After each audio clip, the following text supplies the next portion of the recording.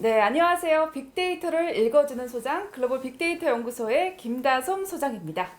네, 안녕하세요. 두수 앞을 보는 장자방입니다. 네, 여러분 저희가 또 이렇게 의미 있는 시간으로 돌아오게 됐는데요.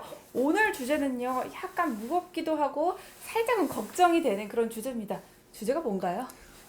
지금 현재 정치권에서 뜨거운 주제죠. 네. 이 성폭력 문제, 네. 또 정치권에서의 피해자에 대한 호칭 문제, 네. 그러니까 흔히들 말하는 미투, 이 문제를 한번 다뤄보려고 합니다. 저희가 드디어 피해갈 수 없는 주제가 왔어요. 미투. 예, 듣기만 해도 뭔가 약간 살떨리는 느낌도 있고 다양한 주제가 오늘 오고 갈 것 같은데요. 자, 미투의 탄생에 대해서 말씀해 주시죠. 우리가 이제 알고 있는 미투는 이제 미국 그 하비 와인스타인, 네. 하비 와인스타인은 그 영화 제작자가 문제가 되는데 그게 이제 2017년 10월입니다. 네. 영화 배우 출신들 여성들이 이제 이걸 폭로하기 시작하면서 실제로 한 50명 정도가 피해를 결국 호소했고 결국 그 재판을 가서 지금 23년형인가를 받았다고 네, 알고 네, 있는데 그래서 이제 미국에서 그게 시작되면서 한국에도 이렇게 이제 들어왔는데 그게 2018년 1월 29일경으로 이제 서지현 검사가 이야기를 했고요. 네. 그리고 난 뒤에 이제 3월 달에 우리가 알고 있는 충남 지사인 안희정 씨, 네. 그게 이제 3월 5일경 정도로 기억하는데 그게 이제 되면서 뭐 물론 이제 그 전 서지현 검사 전에도 이제 이렇게 알려졌던 사람들이 있지만 그때 이제 우리 한국 사회에서 뭐 뜨겁게 한동안 네. 2018년을 달구게 되었죠. 네, 맞습니다. 이렇게 정치인뿐만 아니라 미투 운동은 이제 우리나라 전체로 퍼져서 뭐 운동계 혹은 영화계에서 많은 사건과 또 이슈가 있었는데요. 이런 미투가 지금 우리 삶을 어떻게 바꿨는지 영향은 뭐 어떤 것들이 있을까요? 지금 그게 엄청난 영향을 주고 있는 것 같습니다. 한국 네. 사회에서 특히 그 지도층에 이런 이제 도덕적 문제까지를 거론되고 있는데요. 네.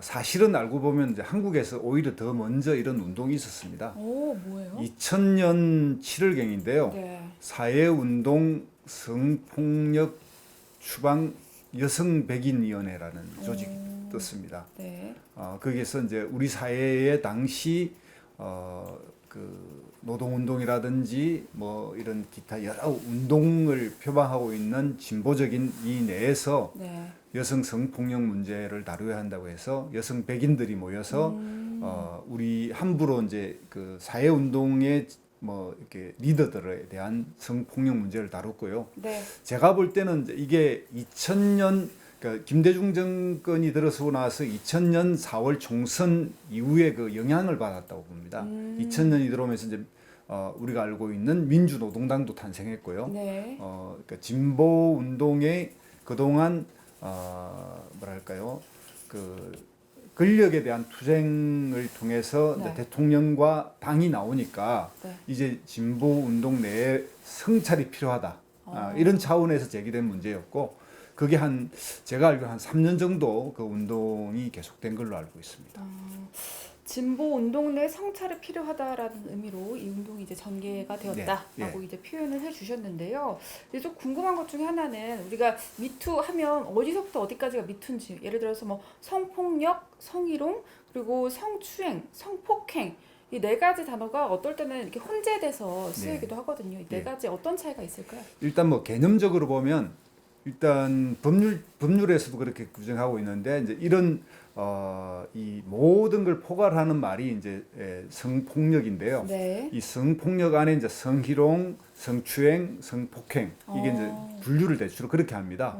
그 흔히들 성희롱은 이제 말로나 행동으로 불쾌하게 만드는 그래서 지금까지 알려진 바로는 이제 행사처벌은 좀 힘들고 민사의 소송이 가능한 정도로 알고 있는 거 주로 이제 성희롱으로 알고 있고요. 네. 그러니까 이제 추행은 직접 이제 신체적 접촉이나 이런 걸 네. 통해서 불쾌감을 이제 조성하는 거고요. 흔히들 말하는 이제 성폭행은 그냥 법률 용어로는 이제 강간이라든지 이런 구체적 그 피해를 입히는 이런 경우를 하고 있어서 그래서 일반인들이 이걸 잘 구분 못하지만 이제 그냥 통갈해서 이제 성폭력 문제 이렇게 이야기를 하고 있죠. 네, 맞습니다. 근데 객관적 용어랑 법률적 용어가 다르다면서요? 네, 그러니까 이제 흔히들 이 규정에서 성 문제에 대한 이제 그것을 폭로하면 네. 그게 이제 최근에 이제 정치권에서 뜨거운 쟁점이 됐고 특히 이제 작년 7월달에 이제 박원순 시장 사건 여기서 이제 박원순 시장은 뭐 유명을 달리했고 네. 이제 그 피해자는 이게 이제 고소를 했죠. 네. 그 상태에서 법률적으로는 고소인이 맞고요. 그 다음에 이제 이것에 대한 대처를 하는 그 뭐랄까요, 이제 피해자의 보호라든지 이런 측면에서 보면 이제 피해자라고 통상 부르는 것 그리고 또 뭐 폭력 처벌법에 의하면 그런 분은 이제 피해자로 보거든요. 네. 그런데 이제 일반인들의 인식에서는 뭐냐면 이제 이런 경우에는 또 진실을 다투기 때문에 이 진실을 다투는 측면에서는 어떤 개념이 접근되냐면 한 사람이 피해자로 주장하면 그 상대는 그러면 가해자냐 네. 이것이 이제 충돌하고 있어서 여기에서 이제 여성 운동 쪽에서는 그래도 피해자 중심주의를 채택해야 된다 네. 이렇게 이제 보고 있고 대체적인 남성들이라든지 이런 사람들은 진실을 다투고 있으니 좀 더 객관적 용어가 필요하지 않느냐 이제 이래서 이제 나온 용어가 피해 호소인이라고 하는 용어가 나와 있죠. 한마디로 정의해 보자면 이제 법률적으로는 피해자와 가해자가 명확하게 구분되어 있지만 객관적인 상황에서는 누구 한 명이 피해자다 가해자라다라고 정확하게 말하기가 네. 어떻게 보면 또 상호작용이라고 또 보는 측면도 있기 때문에 맞습니다. 그래서 이제 이 맞습니다. 피해 호소인이 이제 뜨거운 그 정치 공방을 일으키는 단어가 됐는데 뜨거운 감자군요. 예, 네. 이게 이제 이 말은 정치권에서 만들어내는 말이 아니고요. 사실은 이제 10년 전, 네. 2010년경에 서울대 이제 사회과학대에서 있었던 한 사건 때문에 이제 벌어졌습니다. 유명한 사건이죠. 이 유명 사건이고 이 네. 사건의 당사자, 그러니까 이 사건을 접수한 그 서울대 사회과학대 학생회장이 바로 알고 있는 그 우리가 유명하게 지금 알고 있는 그 노무현 재단 이사장이신 유시민 이사장의 따님이었어요.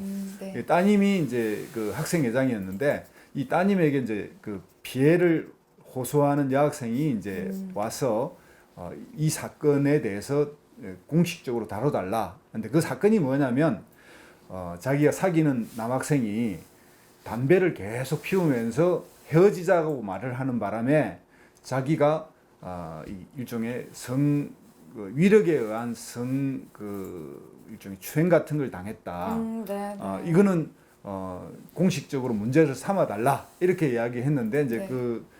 당시 이제 사회과대 학생회장인 유수현 씨인가요? 그런데 네. 그분들 그 여학생이 볼 때는 이 정도를 가지고 이야기하기 힘들다라고 이야기를 한 거예요, 당사자한테. 그랬더니 이제 사퇴해라. 당신이 왜 접수를 거부하냐. 이제 이렇게 돼 가지고 문제가 됐는데 그 내용이 조금은 좀 우스꽝스럽긴 하죠. 네. 남자가 헤어지자고 말하면서 담배를 피우면서 말하는 바람에 그 근위에 눌려서 자기가 제대로 응대를 못했기 때문에 이건 성폭력에 해당된다라고 말을 하는 그 상황에서 나온 말이 바로 이제 피해를 호소하는 사람 해서 피해 호소인 그리고 상대 남자는 가해 지목인 이런 식으로 해서 이제 이 문제를 객관적으로 다루는 게 좋겠다라고 해서 이제 이게 그 용어가 그 뒤로는 이런 이제 여성의 미투 운동이 본격화하게 되기 전까지 한 10년 동안 네. 이런 문제를 다룰 때 이제 사용됐던 용어입니다. 지금까지 이제 다양한 성폭력, 성희롱, 성추행, 성폭행 등과 관련된 이제 용어에 대한 이야기를 들어봤고요. 그러면 이런 질문도 하나 던지고 싶어요. 한국에서 성폭력 반대 운동이 또 있잖아요. 예. 뭐 때문에 시작됐을까요?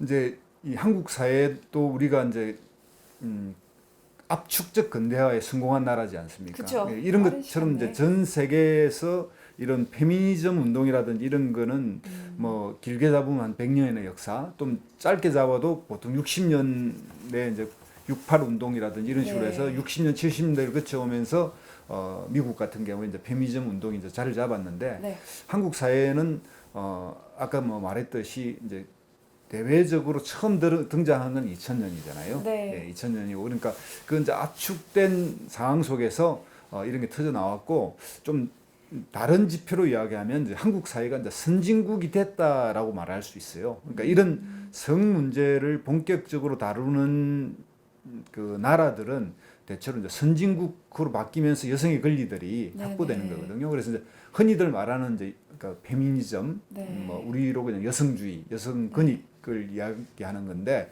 그래서 그런 이런 선진국의 지표가 갖춰지지 못하는 나라에서는 여전히 여성들의 억압이나 차별이 그러니까 공개화되지는 않습니다.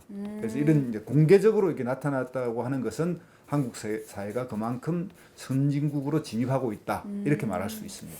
그러면 지금 현 상황의 미투 운동이 다양하게 일어나고 있는데 일종의 성장통이다라고 볼 수도 있을 것 같아요. 네, 그래서 이제 뭐 흔히 그 좀 기억하실지 모르겠습니다만은 네. 그 곰탕집 사건이라고 해가지고 곰탕 주인과 손님 사이에서 손이 그 스쳤느냐 안 스쳤느냐 이게 이제 그 재판이 크게 벌어졌고 그 재판의 결과도 나와 있긴 합니다만 이제 그 사건이 벌어지면서 네. 말하자면 이런 미투 운동에 이제 그 부정적 측면이 또 있긴 하거든요. 왜냐하면 그쵸, 이제 그쵸. 가짜 미투도 있어서 그렇죠. 그 시인 한 분이죠. 이진성 시인인가요? 그분은 거의 이제 그 극단적인 생각까지 했을 정도로 했고, 근데 결국은 이제 가짜라는 게 밝혀졌고요. 네.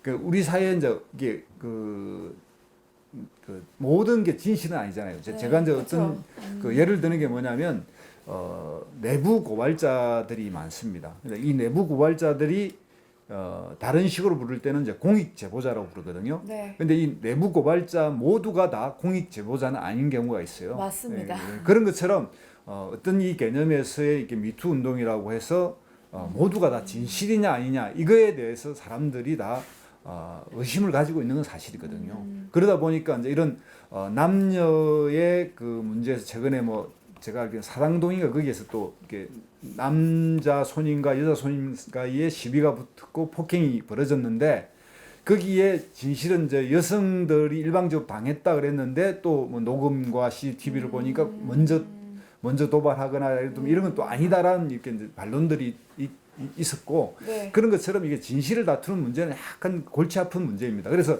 이런 그 문제에 있어서 또 그 대학로에서 무죄 추정 원칙을 위배한 사법부 규탄 집회도 있었거든요. 그러니까 이게 뭔 이야기냐면 우리 건대법은 알고 있는 우리 한국 사회 건대 지금 법률은 최종 판결이 있기 전까지는 무죄로 추정한다라는 게 원칙이잖아요. 네, 네, 그렇죠. 그런데 이제 성 문제만큼은 이 적용이 잘 안 돼요. 맞아요. 이제 네. 소문이 도는 순간 이미 낙인이 찍혀지기 때문에 거기다가 이제 피해자 중심주의라고 하는 네. 이 개념, 그러니까 이런 것까지 적용해서 흔히들 그 뭐 대체로 이제 웬만하면 건대법에서는 무죄 추정이고 또 그 사람이 행기를 살고 나오면 사회 복귀가 되는 게 당연해서 정상적인 사회로 살아가야 된다라고 하는 게 일반적인 생각입니다. 네. 이제 과거 우리가 뭐 법률 드라마라든지 영화를 보면 한 번 뭐 실수로 해서 범죄를 저질러서 전가가 붙은 사람이 네. 취업이 안 돼가지고 또 극단적인 뭐 범죄를 저지른다든가 이런 걸 좀 안타깝게 생각했어요. 네, 네. 그러나 성 문제만큼은 이제 그 관련 산업에 취업도 할 수 없고요. 그다음에 굉장한 제약들이 많습니다. 그게 네. 이제 좀 더 건대법에서 못 갖춘 어떤 이런 그 뭐랄까요 좀 잘못된 것을 이제 보강하는 측면이 있어요. 근데 보강하는 측면이 있는데 이것이 이제 지나치면 이번에 이제 조두순 사건처럼 네. 모든 행기를 살고 나온 이 사람의 일상생활을 모두 통제해야 된다는 뭐 이런 식으로 접근한다든가 이분은 이제 그 사회 활동을 할 수 없을 정도로 이제 그 해야 된다고 막 좀 극우적 주장을 하고 막 유튜브들이 찾아가서 괴롭히고 네. 이거는 조금 그 아무리 과하다고 보시는 과한 건가요? 측면이 있는 거죠. 그런 것들이 이제 어느 범위에서 우리 사회가 법률적으로 이제는 좀 더 정교하게 정리해야 될 때가 된 것 같아요. 지금 저희가 피해자 중심주의랑 근대 보편주의에 대해서 이야기를 다루고 있는데요. 꽤나 이제 시간이 된 문제인 것 같은데 영화 배우 중에 김진욱 씨가 네. 가 있잖아요. 예, 예. 그분 같은 경우는 무고죄로도 밝혀졌고 또 이제 완전 무죄다라고 이제 판결이 났어요. 네. 이러한 피해자가 또 생기기도 하는 것 같아요. 그렇습니다. 그러니까 네. 뭐 판결이 100% 진실이다라고 말할 수는 없겠지만 그래도 이 판결을 우리가 존중한다는 측면에서 보면 네. 예, 무고가 분명히 있거든요. 그리고 네. 특히 유명인과 관련된 미투는 그 유명인 입장에서는 이제 미투가 폭로되는 순간 예, 모든 그 사회적 지위나 명성을 잃어버릴 가능성이 많고 그렇죠. 또 그런 측면에서 우리 사회에서 굉장히 이제 주목도 받고 그래서 이런 것들을 어떻게 처리할 것인가라고 하는 것에 대해서 그 기사라든지 언론에서는 그것이 이제 장사가 되니까 막 떠들더라도 네. 이것을 냉정하게 다루어야 할 그러니까 법률을 제정해야 될 이제 정치권은 이 문제를 좀 달리 봐야 된다고 생각이 듭니다. 그러니까 지금 이제 정치권에서 가장 문제가 되고 있는 것이 이제 이 최근에 이제 정의당 당대표 선거까지 당대표 문제까지 터지면서 네, 맞습니다. 이것을 이제 그 유불리 때문에 계속 이용만 하고 활용만 하고 이게 뭐랄까 그러니까 제도적 정비라든지 사후 대책을 좀 더 분명히 세워서 재발하지 않게 하는 이런 시스템을 정비하는 일을 해야 되는데 이것은 관심이 없고 이건 말꼬리 잡고 공방을 통해서 상대에게 자꾸 이렇게 도덕적 그 뭐랄까요 낙인을 찍는 책임과 효과, 낙인. 그렇죠. 예, 낙인 찍는 효과를 통한 지지율 상승만 생각하는 이런 게 굉장히 안타깝죠. 그렇죠. 저는 이제 이런 자극적인 프레임의 기사들을 보면서 아 정말 저도 이제 언론계에 있었던 사람으로서 진짜 옐로우 저널리즘이 판을 친다 예. 이런 생각이 들고 사실 말씀하신 것처럼 언론에서 이렇게 성폭행 미투 이슈에 대해서 자극적으로 기사를 뽑을 때 정치계에서는 이제 요거를 해결하려는 사후 대책을 만들어야 되는데 네. 같이 따라가고 있거든요. 예, 예. 거의 뭐 불과 기름처럼 누가 먼저냐 할 것 없이 이제 활활산처럼 이제 점점 타오르는 그런 모습을 볼 수 있는데 정치가가 이제 미투 운동에서 해결해야 될 과제 뭐가 있을까요? 제가 뭐 개인적으로 이제 서울시에 제가 2년 근무를 했는데요. 네.